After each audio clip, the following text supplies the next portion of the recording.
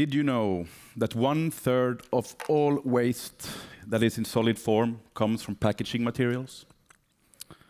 And that out of these packaging materials, the majority is based on fossil-based plastics, of which only 41% is recycled. Where do you think the rest of this goes? To make matters worse, 71% of consumers are holding the industries and manufacturers responsible for driving this reduction in fossil-based plastics. This is a huge problem, not only based on the financial aspect where plastic is incredibly cheap, but plastic also has something that normal fibers do not.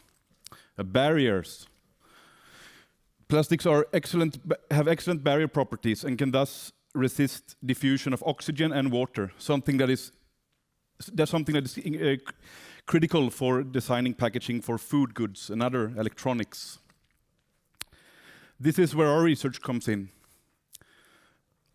In our research, we first look at nanofibrillated cellulose, which have been isolated from softwood pulp. These fibrils have excellent oxygen barrier properties, but they are terrible when it comes to moist environment, which basically any real environment is.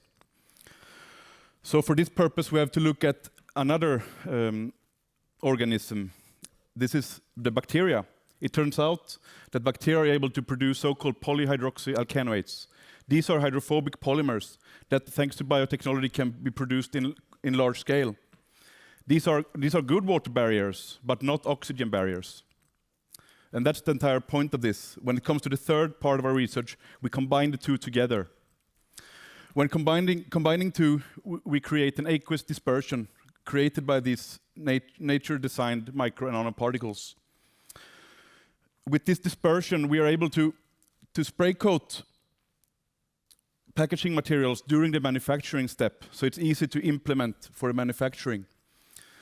The materials are obviously biodegradable and compostable and commercially feasible during production. And we are happy to announce that we are able to reach barrier properties in both oxygen and water that rivals that of the gold standard of fossil-based plastics. And this works because we are accessing the full capacity of nature-made materials. Nature has had 100 millions of years to perfect the biopolymers, and I believe we can reduce hundreds of millions of tons of bio-waste with this. Thank you.